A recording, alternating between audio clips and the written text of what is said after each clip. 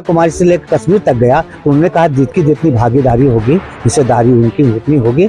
और मैं जब यहाँ पर आया तो देखिए जितनी बड़ी सबसे बड़ी आबादी यहाँ मुसलमानों की, और क्रिश्चियनिटी और आदिवासी भाई अगर हम लोग को अलग हो जाता है तो सबसे बड़ी आबादी आ रहे हैं। मतलब आपको वोट करें तो ठीक और नहीं करें तो बीजेपी का बी टीम। कभी असदुद्दीन ओवैसी भाजपा के एजेंट हो जाते हैं और कभी क्या नाम है उनका बदरुद्दीन अजमल भाजपा के बी टीम। तलवा में जो है नेता के पीछे जहर लगा देंगे, समझे, ताकि चाटे आदमी और पार हो जाए। कांत सहाय को टिकट मिलना चाहिए, सुबोध कांत सहाय जिंदाबाद के नारे लगा रहे थे।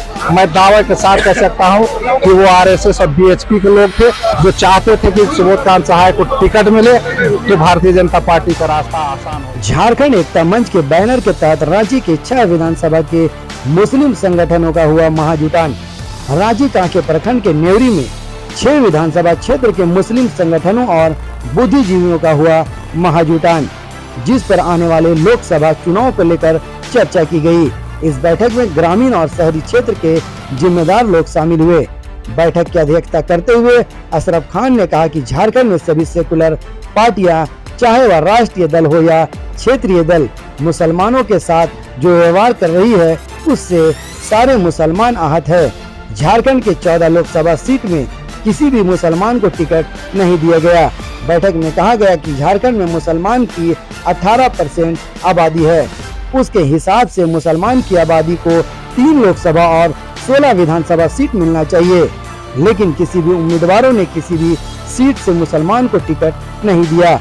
सारी सेकुलर पार्टियां की यह नारा है कि जिसकी जितनी आबादी होगी उसकी अपनी भागीदारी होगी, लेकिन इस पर कोई असर नहीं है। बैठक में चर्चा की गई कि मुसलमान को अपनी लीडरशिप खुद की तैयारी करने की जरूरत है और आपस में इत्तेफाक बनाने की जरूरत है। हिंदुस्तान के मुसलमान या झारखंड के मुसलमान कहें या रांची के मुसलमान कहें, हम लोग सेकुलर पार्टियों को सपोर्ट करते आए हैं, मगर सेकुलर पार्टियां भी मुसलमानों के साथ खिलवाड़ करती हैं। इस बार हम लोगों को उम्मीद था कि जिताऊ कैंडिडेट को यहां से टिकट मिले, मगर ऐसे कैंडिडेट को वोट टिकट दे दिया गया जो किसी कीमत पर सीट नहीं जीत सकती है।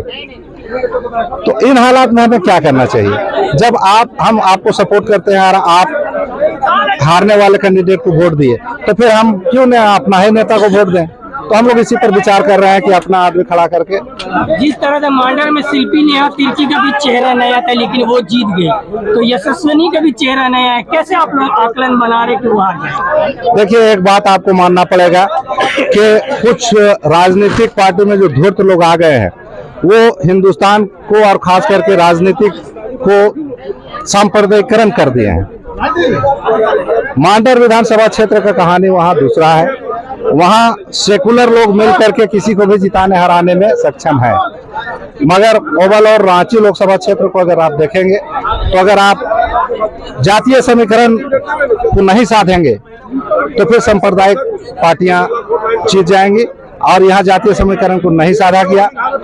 जो लोग सुबोध कांत सहाय को टिकट मिलना चाहिए, सुबोध कांत सहाय जिंदाबाद के नारे लगा रहे थे, मैं दावे के साथ कह सकता हूं कि वो आरएसएस और बीएचपी के लोग थे जो चाहते थे कि सुबोध कांत सहाय को टिकट मिले तो भारतीय जनता पार्टी का रास्ता आसान हो जाए। जो लोग सुबोध कांत सहाय जिंदाबाद के नारे लगा रहे थे वो और उनके घर के लोग कांग्रेस पार्टी को वोटिंग नहीं करते हैं। देखिए, आज की बैठक एक कोशिश हमारे नेवरी की तरफ से किया गया। तो रांची लोकसभा क्षेत्र में मुस्लिम समाज एकजुट हो जाए, और एकजुट करने के लिए हम लोग कोशिश किए। ये छोटा सा कोशिश रहा ये लोकसभा चुनाव को देखते हुए, और ये चुनाव में जो भी अभी की बैठक में कोर कमेटी बनी है उसमें जो भी फैसला लिया जाएगा उसको हम पूरे मुस्लिम समाज मानने में। देखिए, अभी तक तो यही आया है कि जिन जिन जातियों ने समय के अनुसार आंदोलन किया उनको भागीदारी मिली, और इसी हिसाब से आज मुस्लिम समाज यहाँ 18% अपनी भागीदारी के लिए इकट्ठे हो रहे हैं, मुतहिद हो रहे हैं। और इसको देखने के बाद भी अगर गठबंधन आंख मूंदेगी तो अपना समझेगी कि क्या करना आगे नहीं करना है। और मुझे डरा धमका के कोई वोट नहीं ले सकता मुसलमानों को। मुसलमान अगर डरता है तो सिर्फ अल्लाह से डरता है। और रह गई जहाँ हिस्सेदारी और खुददारी की बात हो तो हमें मिलना चाहिए, हमें भी कुडरमा या तो भी नहीं मिल रहा आप लोगों को हिस्सेदारी। देखिए हमने 2019 में भी इस बात को रखा था गठबंधन से, फिर अभी 2024 में 2024 में उन्होंने कहा था कि जरूर देंगे। इसीलिए राहुल गांधी ने जब कन्याकुमारी से लेकर कश्मीर तक गया तो उन्होंने कहा जितनी जितनी भागीदारी होगी, हिस्सेदारी उनकी उतनी होगी।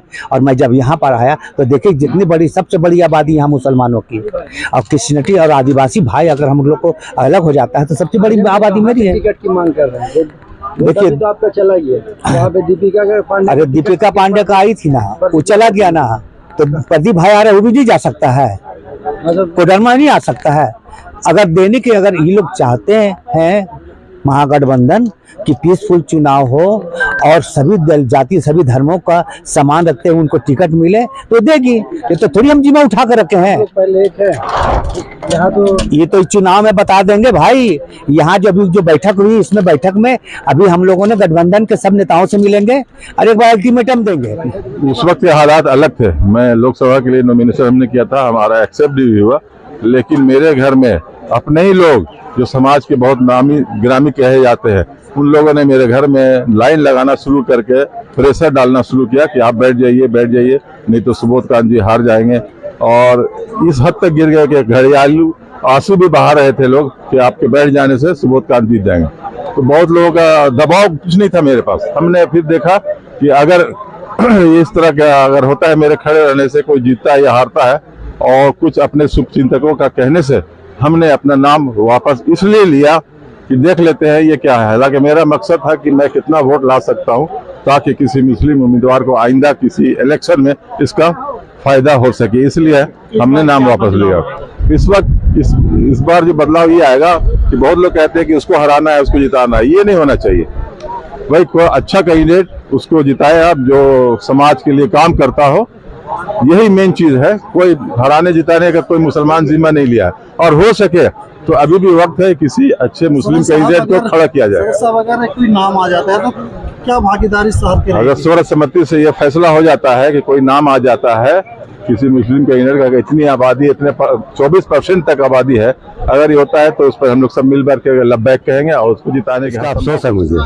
अफसोस करने वाली मीटिंग में क्यों आ गया? नहीं, आज जाग गए हैं, ये खुशी हुई है। लेट से जागा है इसका अफसोस है।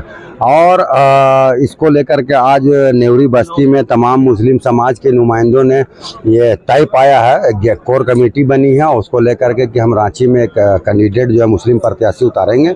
उसको लेकर चिंतन और मंथन हुई है। इंशाल्लाह हम लोग ताला गठबंधन ने जिस तरह से हम लोगों को हमेशा ठगा है, हम बेवकूफ़ बनाया, इस बार मुंह तोड़ जवाब दिया जाएगा। हम लोग निर्दलीय कैंडिडेट कोशिश करेंगे कि टिकट भी दिलाया जाए, टिकट के लिए प्रयास किया जा रहा है। मतलब बीजेपी का बी टीम बनाने की तैयारी। गजब आप बता रहे हैं, मतलब आपको वोट करे तो ठीक और नहीं करे तो बीजेपी का बी टीम। कभी असदुद्दीन ओवैसी भाजपा के एजेंट हो जाते हैं और कभी क्या नाम है उनका बदरुद्दीन अजमल भाजपा के बी टीम हो जाते हैं, शाहिद यूपी भाजपा के बी टीम, नेवरी वाला भाजपा के बी टीम हो गया। अरे कब तक आप लोग चाटिएगा? बंद करिए ये चाटना। हम अब तलवा में जो है नेता के पीछे जहर लगा देंगे।